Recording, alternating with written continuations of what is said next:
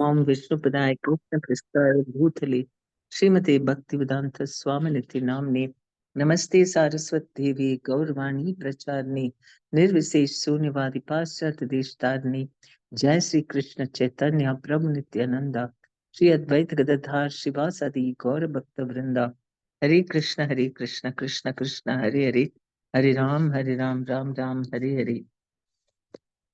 Srimad Bhagavatam, Canto 4, Chapter 9, Text 17, right?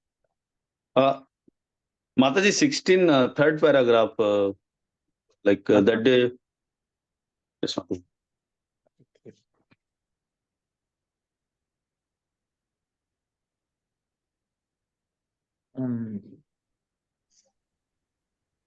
It is said that impersonal Brahman is the distant realization of the absolute truth. Although apparently Brahman seems to be devoid of energy, actually it has different energies working under the headings of knowledge and ignorance. On account of these different energies, there is continuously a manifestation of Vidya and Avidya. Vidya and Avidya are very nicely described in Ishopanishad. It is said there that sometimes, due to avidya or a poor fund of knowledge, one accepts the absolute truth as ultimately impersonal. But in fact, the impersonal and personal realizations develop in proportion to the development of devotional service. The more we develop our devotional service, the more closely we approach the absolute truth, which in the beginning, when we realize the absolute truth from a distant place, is manifest as impersonal. So the more we render service to Krishna, then we can see the personal form become closer and closer to him, and Krishna becomes very, very personal. And that's why Chaitanya Mahaprabhu, he manifested this symptom so personal. He was. All the intimate dealings of him with all the devotees is all recorded for us to understand that Krishna ultimately is so personal. And personalism develops when there is a mood of service. We can't be personal if we don't have service attitude. If we want to laud it, then we become impersonal because we are only interested in ourselves. We are not interested in the other person. And definitely not about Krishna. Even if we understand that I'm not the body, I'm the spirit soul, but we don't want to serve Krishna, then naturally he will not manifest himself as the person. And so there are no loving sentiments. And we just see him as light. And we think, I also want to be that light. I don't want any more existence in this material world. It's horrible. This personalism in the material world is only creates problems and we become very sad. So we think, oh, it's such a great relief. No need of anybody. I'm just free from all these, unnecessary relationships and all that, material relationships. Because those are not based on service. Those are not based on sacrifice, of giving, of serving. It's not like that. In the material world, everyone wants to grab and enjoy and no mood of service. So we're fed up of that. And then those who don't want to have no knowledge, they've not developed the desire to serve Krishna. And so Krishna doesn't reveal himself. We can only know about Krishna more and more only when we develop our desire to serve him. And that is actually based on Vidya. Out of avidya, we think I'm the enjoyer. I also need to enjoy. Na? I'm also something. So that, how will I exist otherwise? But that is the foolishness. And because of that, we stay far away from Krishna. When we understand that when we don't want to enjoy at all, that is when we'll start enjoying. The what is that enjoyment? Along with Krishna. That Krishna also glorifies his devotee. He wants to give everything to his devotee. When the devotee wants to only serve Krishna, wants to love him, glorify him, make him the center of his life. I was just thinking Krishna, should become our default option. Just like anytime, all the time. What should appear in our mind is Krishna, how to serve him, how to love him. That is when we will understand Krishna more and more, his personal feature, his wonderful Leela qualities. That is the one which get manifested.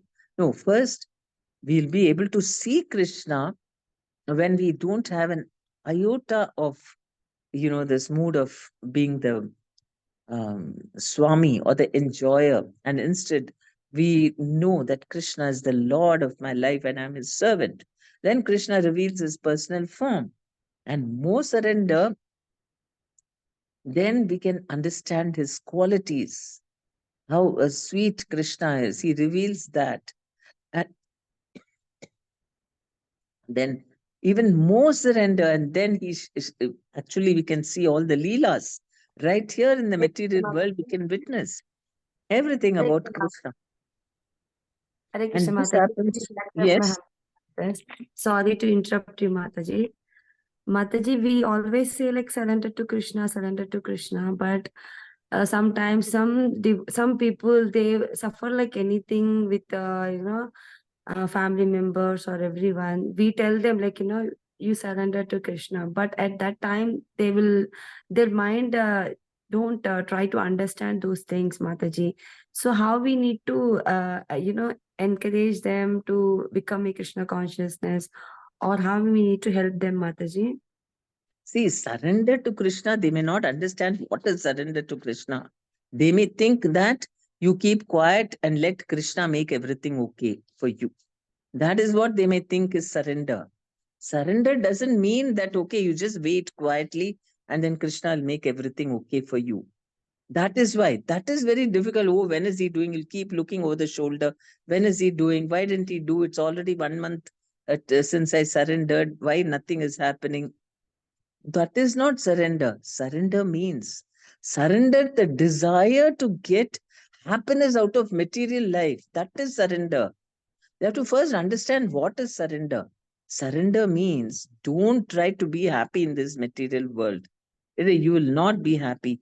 Even you, something you get according to the way you want, it will not satisfy you. There will always be some discrepancy, or you'll forget Krishna. You might be lost in the Maya. You might forget Krishna, which is again not a source of auspiciousness. So, the real thing is forget about being an enjoyer in this material world, and instead just become Krishna's servant. Do devotional service, not expecting any happiness in this material world. Then that is when all our karmas will be gone. Karmas are sticking to us like leeches because we are attached to enjoying in this material world. So if we concentrate instead on giving pleasure to Krishna, that is when all the problems will be solved. The problems are there because of our faulty understanding, the faulty material desires by which I want to be the enjoyer. We want to make Krishna our das. I want to, instead of telling Krishna, how can I serve you? We don't ask him that. Instead, we tell him, I want to enjoy Krishna. Please make this okay, make that okay. So we are engaging him in our service. That way, we'll never be satisfied. Something okay, one problem gets solved, then another thing will come up. And then we'll think, oh, I'm so sad. Krishna saves, sort out this also. How many problems we'll keep going to him for? And it'll never satisfy us. So the this path is what Chaitanya Mahaprabhu, he's saying golden age will come. When will golden age come? When we understand that I'm only a servant of Krishna and I should not try to squeeze out happiness from all these illusory things. Then only we'll be happy. Then everything will be fine. This is the paradox, that when you understand this world is not for enjoyment, but only for service. Only my position is to serve Krishna. Then only everything will be fine. Isn't it? They've not understood that. No, when you say surrender, they'll think, okay, we'll wait for Krishna to solve everything. And they'll be waiting. Isn't it? Yes, Mataji. Wonderful answer, Mataji. Very nice answer, Mataji. There. I will share that with her. Okay. Say that only the greatest happiness, the minute you do devotional service to Krishna without any attachment, and just the trying only, it will not be successful the very first day you start doing. Okay, while you're chanting, maybe you feel, or you do some seva, you're feeling happy. Then again, all material thoughts will come. But again, the very fact that you're trying will give you all the happiness. That your goal is pure devotional service, that itself will make you free from all these anxieties of this material world. Don't expect this material world to be fantastic and everything will be fine. One, see, I'm chanting and doing all this, so everything will become fine for me. No, it might. I mean, of course it will, but only when we don't want it. We only want Krishna's lotus feet. That is when everything will be fine. Yes. Thank you, Mataji. People in general who are under the influence of avidya shakti or maya have neither knowledge nor devotion. But when a person who's a little advanced and is therefore called a jnani advances even more, he is in the category of a jnana mishra bhakta, or a devotee whose love is mixed with empiric knowledge. When he's still further advanced, he can realize that the absolute truth is a person with multi energies. An advanced devotee can understand the Lord and his creative energy. As soon as one accepts the creative energy of the absolute truth, the six opulences of the Supreme Personality of Godhead are also understood. Devotees who are still further advanced in full knowledge can understand the transcendental pastimes of the Lord. Only on that platform can one fully enjoy transcendental bliss. An example is given in this connection by Vishwanath Chakravarti Thakura of a person proceeding towards a destination. As he approaches, he sees the destination from a distant place, just as we see a city from a distance.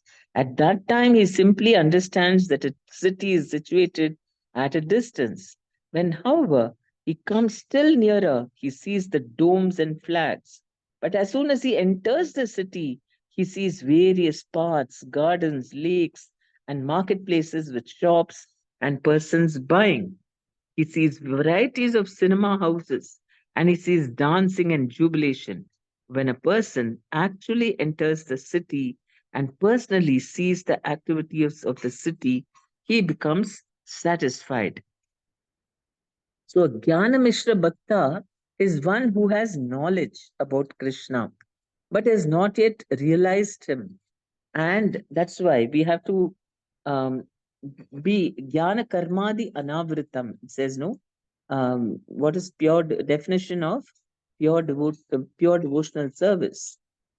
Anya Bilashita Shunyam, without any other desire, Abhilasha, Jnana Karmadi Anavritam. So, without any tinge of jnana and karma. So, what is that without jnana and karma? Means that it should not be just based on theory, knowledge. And karma, karma is, of course, doing only for yourself, a sense gratification. Free from sense gratification, free from just trying to analyze. That is because analysis, philosophical understanding are all on the mental platform. It should be free from bodily sense gratification and mental activities also. We should not try to understand Krishna through the body or mind. I mean, initially we do that, but Shuddha Bhakti, Prema Bhakti is, it should be realized from the soul. The soul itself, the soul can realize Krishna only when it serves. Only when we serve Krishna, the soul can understand, realize Krishna. Otherwise, always we are speculating with our body and our mind about Krishna. Devotional service also, we on the bodily platform, we are only thinking about, the rituals, what I'm doing. Okay, we did so much prasadam, we did decorated the Lord like this. Okay, all the external, the work that we do, that is only we consider devotional service. Then on the mental, this thing, we like philosophy, we like to discuss about this and that and so many some people like just philosophy, they like to hear a lot about that. But both these are not complete unless we do real pure devotional service for the pleasure of Krishna, surrendering ourselves totally to his will. Then Krishna, the soul can experience Krishna directly. Only on that platform can one enjoy fully transcendental bliss. And this is what Chaitanya Mahaprabhu came and exhibited for us to see how you can be happy in the spiritual platform. An example is given in this connection of, okay, how much that is, we know the closer you go to Krishna, only then you'll be satisfied. Just like he's saying, from a distance, if you just see a city, okay, you feel nice, okay, there is a city there. And then you go closer, then you can see all the flags and the high rise and all that. But only when you enter the city and see everything at close quarters, then we are satisfied. So in this way, only bhakti or a personal realization of Krishna can completely satisfy the soul. And that the same way, I mean, in the spiritual progress also, Brahman realization, no desire to serve Krishna. So we don't even know that he has a form. And then Paramatma realization, okay, we are not so envious. I mean, we are ready to um, become a little humble, because the Brahmavadis, they're not humble. They want to think that they themselves are God. Why only Krishna should be God? I also want to merge in him and feel I am also God. So that envy is there. Paramatma realization, envy is gone. We are ready to glorify him and understand I am nothing and God is everything. I'm always meditating on him as a super soul, but no service. We don't want Krishna to be the complete enjoyer and ourselves to be the servant. So until that service, until the Paramatma realized yogis, they start serving, doing some practical seva for the Lord. They will not understand Bhagavan, or they cannot go back to Godhead. So that seva bhavana, first of all, it's not that seva can be in any form.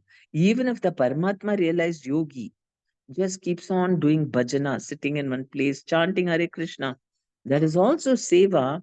If we do it in the mode of seva, if we are just crying to the Lord, I want to serve you, I want to serve you, then you can realize Bhagavan.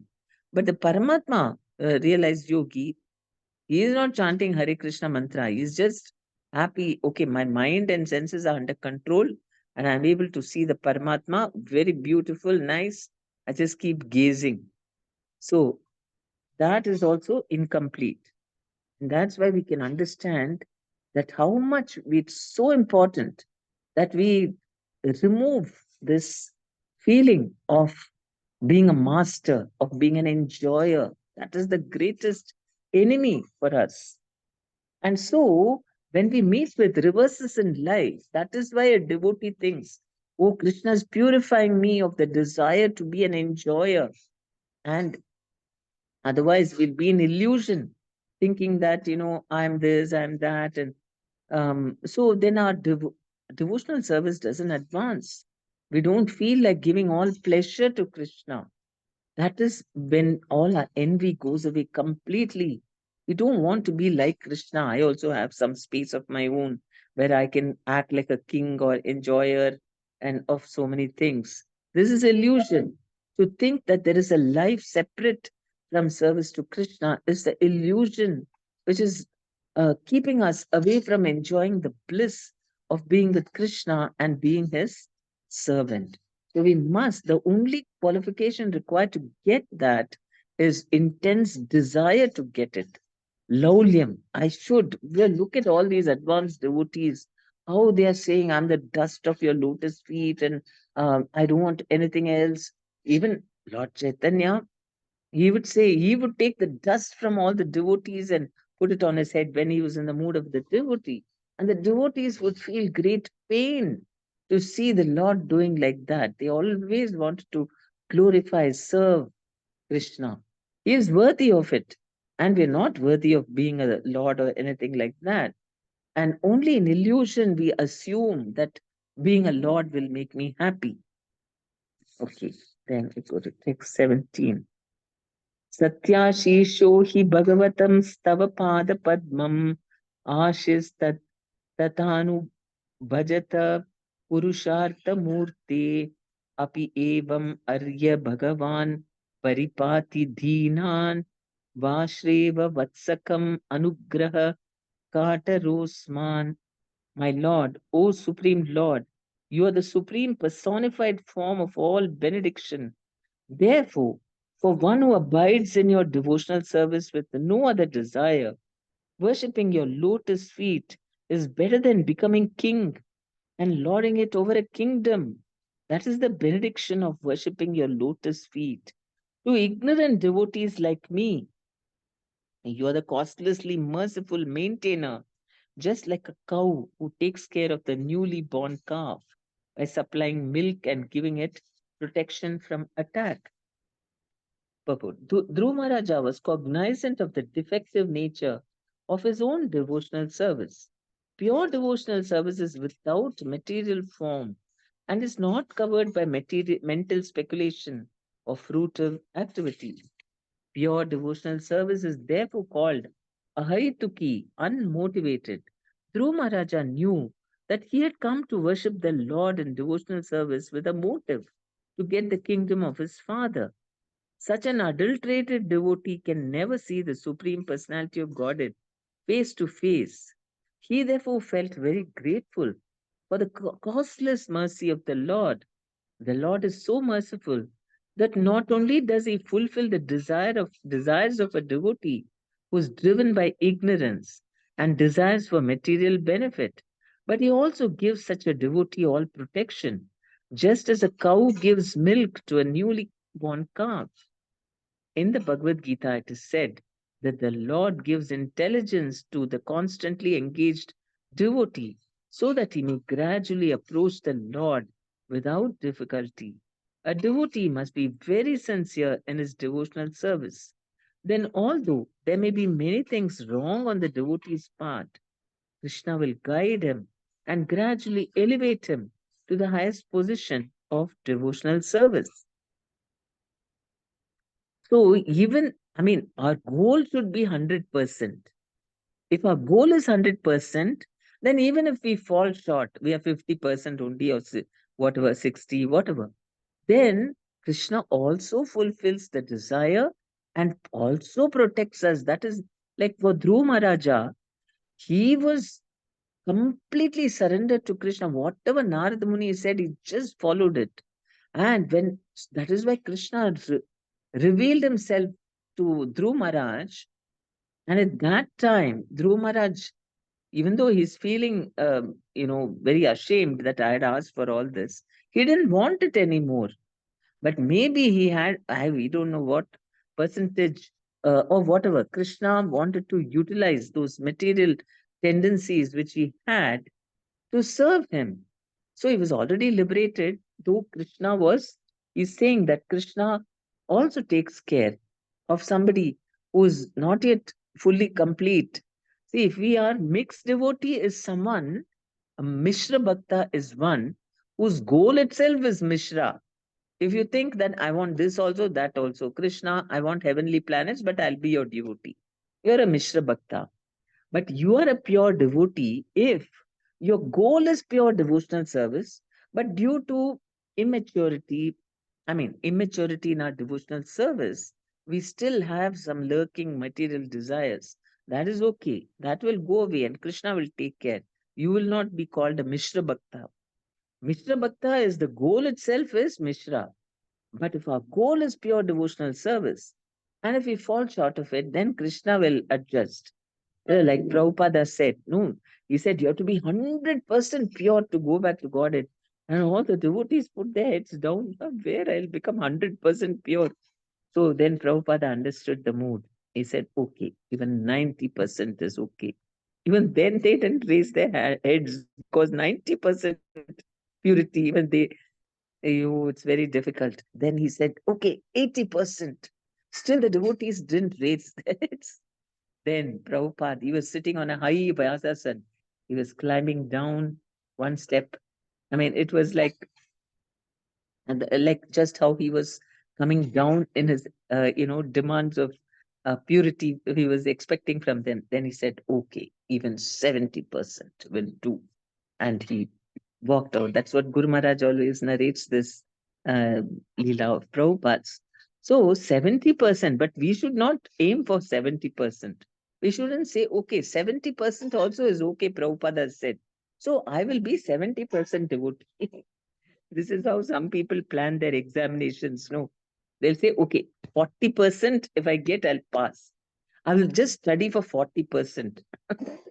Then you will not even get 40%. But if you aim for 100% and you study very nicely for 100%, then you may get 70%. So this is the same thing. We aim for 100%. We should feel very bad if we fall short of that 100%.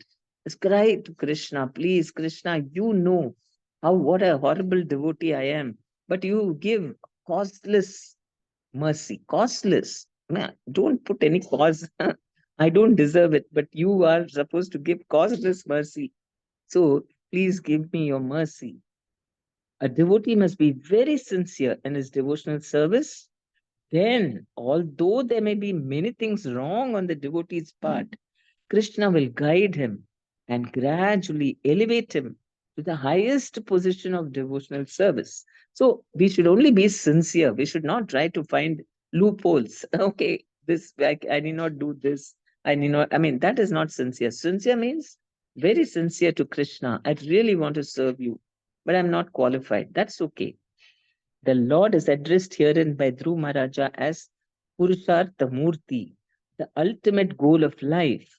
Generally, Purushartha is taken to mean execution of a type of religious principle or worship of God in order to get material benediction. Prayers for material benediction are intended for satisfying the senses. And when one is frustrated and cannot fully satisfy the senses, in spite of all endeavor, he desires liberation or freedom from material existence. These activities are generally called Purushartha, that is Dharma, Artha, Kama, and Moksha. But actually, the ultimate goal is to understand the Supreme Personality of Godhead. This is called the Panchama Purushartha, the ultimate goal of life. Lord Chaitanya therefore taught us not to ask from the Supreme Personality of Godhead any benediction such as material wealth, popularity, or a good wife. One should simply pray to the Lord to be constantly engaged in his transcendental loving service.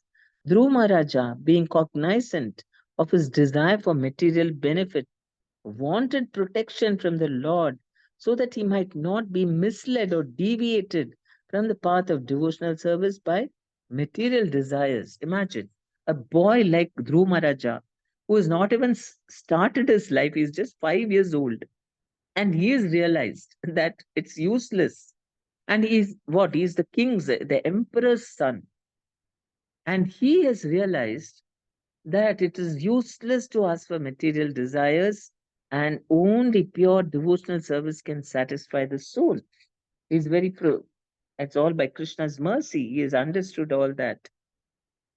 I mean, it's only by Krishna's mercy we can understand that. Otherwise, we still hope against hope that one leg here, one leg there will manage. And then finally, I will just chant Hare Krishna mantra and I'll go back to God.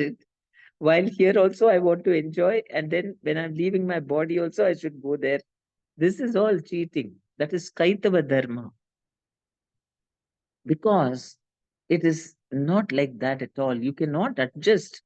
You cannot not have this also, that also. How can you adjust between good and bad? I'll be little good also, I'll be little bad also. Then can you be called a good person? You're called a nonsense. You are a bad only. Even you say, no, I don't generally speak lies, but sometimes, when it is required, I tell lies. So that means you're a liar only. You can't just compromise and say, I am anyway, most of the time I'm good. Sometimes I'll compromise. I never normally take bribes, but once in a way, I take bribes. Then what is it? You cannot make compromises like that. So pure devotional service is pure devotional service. Now you cannot. So if we aim for that, other things Krishna will take care. So only a sincerity should be there. Maybe it's like, dwarf reaching out to the moon. Maybe we are filled with so many desires. But as long as we keep those desires, we are going to be very, very, there won't be any peace. We'll always be thinking, when will I get that? When will I get that? It's only peace comes when we just give up all that, simply surrender. Then Krishna will decide how to make us happy. That is far better, isn't it? And the mind is telling something that are limited. But when Krishna wants to make us devotees happy, Krishna is not the one to give us punishment. All that we are always afraid that, oh, maybe Krishna is waiting to punish me. And if I stop and say, Krishna, I surrender to him, all kinds of punishments will come on my head. But it's not true. Krishna will make us happy the way he wants, what he seems fit, and that will be wonderful, unlimited happiness. Then we ask for small little, crumbs here and there on the basis of our mind. That is useless. That is why actually a devotee is very greedy for happiness. That is why he is always asking for serving Krishna and becoming his dust. Actually, because he has complete knowledge and he's very greedy for happiness, that is why he's not a martyr or something, or not a fool. He is very intelligent and he's very greedy for happiness. And that happiness comes only when we leave everything to Krishna. Then he will arrange everything in our life. That is the faith based on knowledge, not blind faith, based on knowledge about Krishna, which we are getting from the scriptures. Maitreya uvacha atabhishtuta evam vai sat sankalpena dhimata bhrityanurakto bhagavan pratinandhyedam abravit. The great sage Maitreya continued, my dear Vidura, when Dhruva Maharaja, who had good intentions in his heart, finished his prayer, the Supreme Lord, the personality of Godhead, who is very kind to his devotees and servants, congratulated him, speaking as follows. So that is the Dhruva Maharaja who had good intentions. So then the Lord was very happy. Sri Bhagavan Uvacha Vedaham te vyavasitam Hridi Rajanya Balaka Tat Prayachami Bhadram te Durapam Api Suvrita. The personality of God had said, my dear Dhruva, son of the king, you have executed pious vows, and I also know the desire within your heart. Although your desire is very ambitious and very difficult to fulfill, I shall favor you with its fulfillment. All good fortune unto you. So, what is the mood of Krishna? Just see, he's waiting to favor his. He knows that Dhruva Maharaja had this material desire, and he is saying, I also know the desire within your heart, although your desire is very ambitious and very difficult to fulfill. Nobody would ask such a desire greater than kingdom of Brahma. It's impossible. But Krishna said, I shall favor you with its fulfillment. So any desire Krishna can fulfill. There is nothing impossible for Krishna. The Lord is so merciful to his devotee that immediately said to Dhruva Maharaja, let there be all good fortune for you. The fact is that Dhruva Maharaja was very much afraid in his mind, for he had aspired for material benefit in discharging his devotional service. And this was hampering him from reaching the stage of love of God. That is the only thing which comes in the way of love of God. But we can also pray to the Lord like Jagai and Madai. They were full of dirty desires, but Chaitanya Mahaprabhu and Nityananda filled it. They kept pouring Krishna Prem that everything left, all the dirty things left. So that is our only hope. And for he had aspired for material benefit in discharging his devotional service. And this was hampering him from reaching the stage of love of God. In the Bhagavad Gita 2.44, it is said, Bhogaishwarya prasaktanam, those who are addicted to material pleasure, cannot be attracted to devotional service. It was true that at heart Dhrumaraja wanted a kingdom that would be far better than Brahmaloka. This was a natural desire for a Kshatriya. He was also only 5 years old, and in his childish way, he desired to have a kingdom far greater than his father's, grandfather's, or great grandfather's.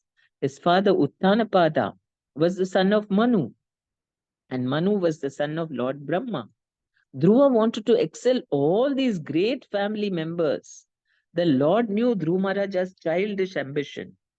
But how was it possible to offer Dhruva a position more exalted than Lord Brahma's?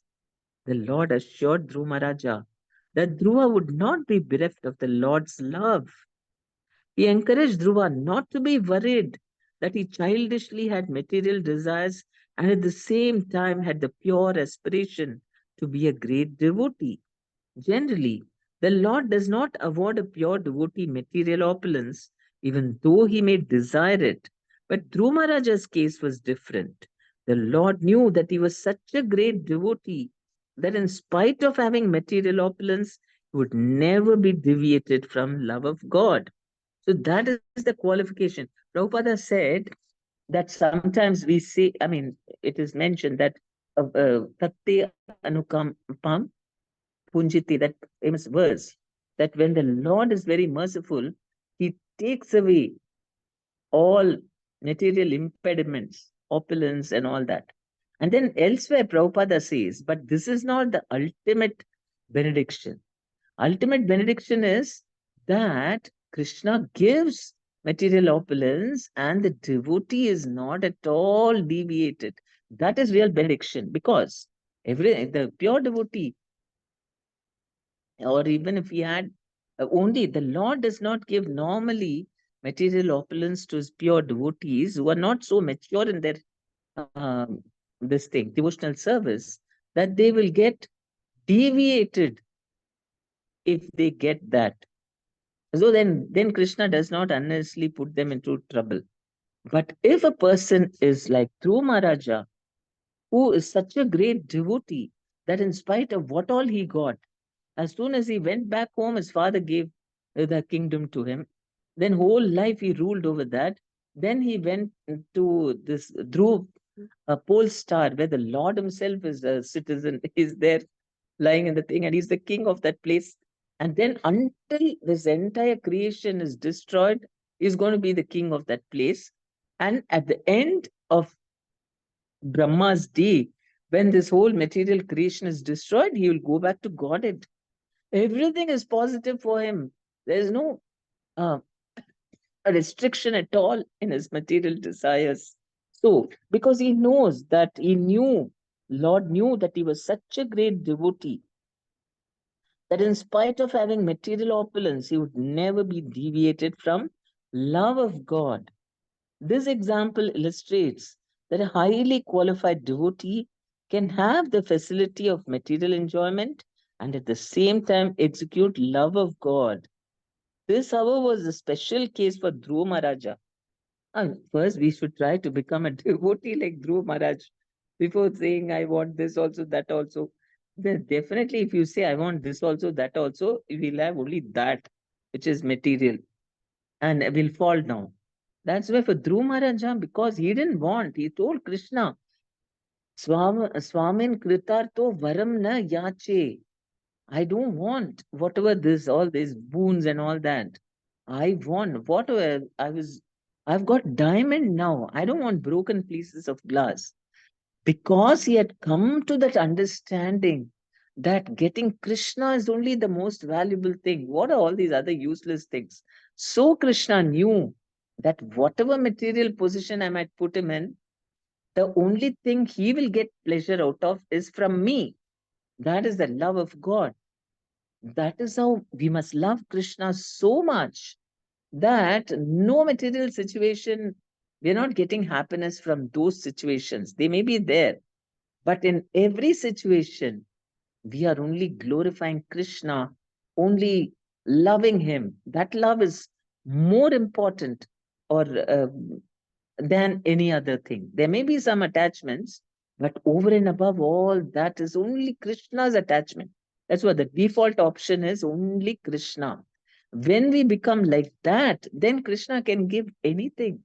And he knows my devotee is not going to get affected by all this. If you're not on that level, then we cannot expect also. That is, yeah.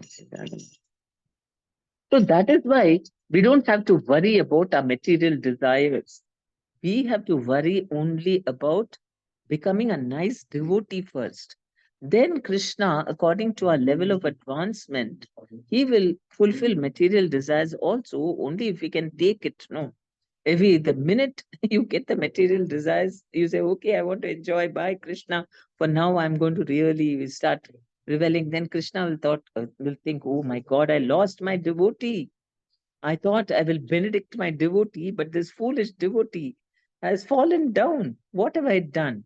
So Krishna will not do that until we are ready. So that's why it's best to focus on being his pure devotee. Everything else Krishna will take care. When to give what, how to use it in Krishna's service. That is all Krishna's headache. Why we need to worry? Our only focus should be how to surrender to Krishna, how to be sincere, loving him, that love for him is the topmost thing. Then Krishna will do whatever he does. He knows how to plan all this, which proportion, when, where to take us, do this. That's his headache. So that's what Dhruv Maharaj did. He didn't plan even when he was meditating for 6 months only, but what a sincere devotee he was. He didn't get disturbed by anything. He was just thinking of Krishna in his heart.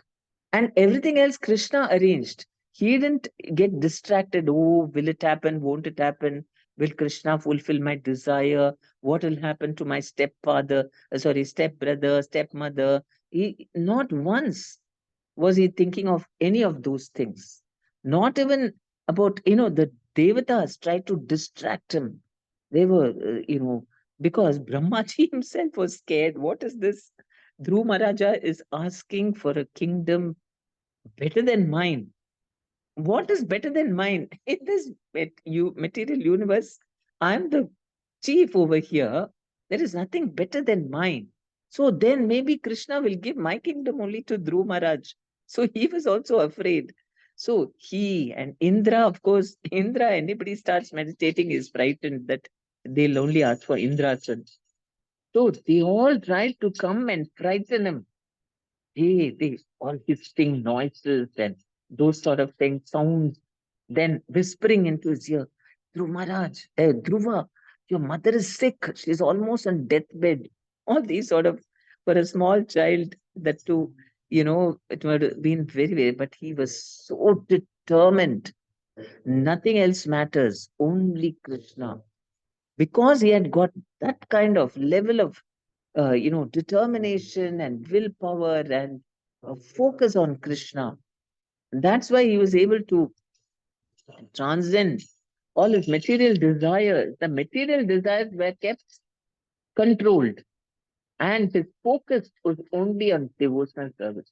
So that's how we should also only focus on devotional service. Then the Lord makes all arrangements, whatever he wants. He can do.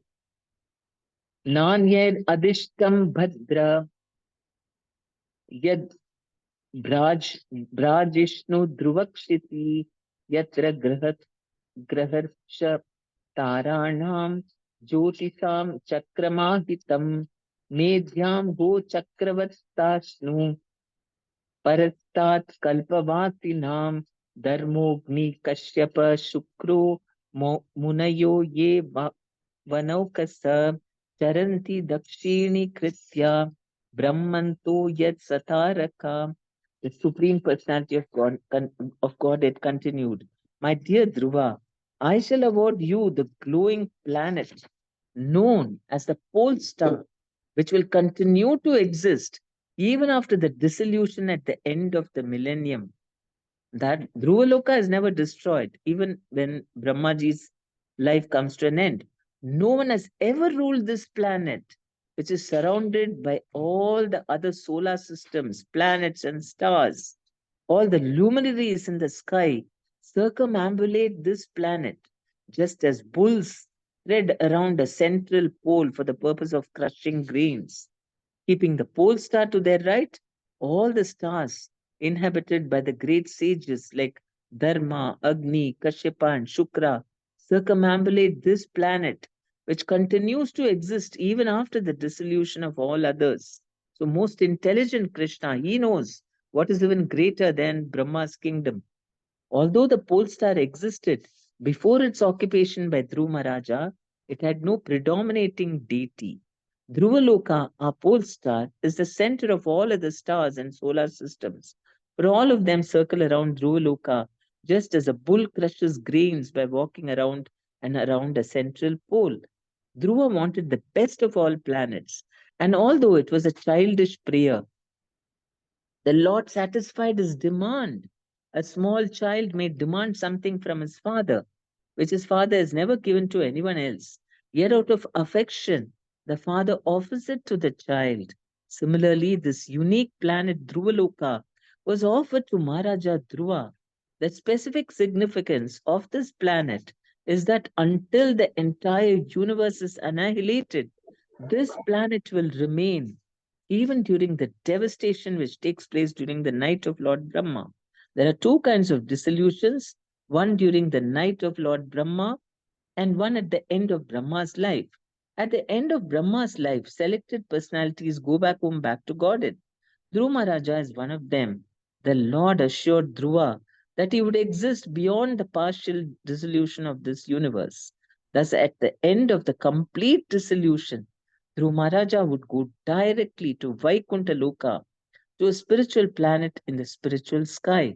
Srila Vishwanatha Chakravarti Thakura comments in this connection that Dhruva Loka is one of the lokas like Shvetadvipa, Mathura, and Dwaraka. They're all eternal places in the kingdom of God, which is described in the Bhagavad Gita, Tad Dhama Paramam, and in the Vedas, Om Tad Vishnu Paramam Padam Sada Pashyanti Suraya.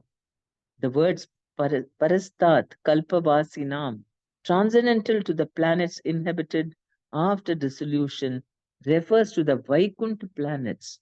In other words, Dhruva Maharaja's promotion to the Vaikuntha Lokas was guaranteed by the Supreme Personality of Godhead. So he had everything going for him.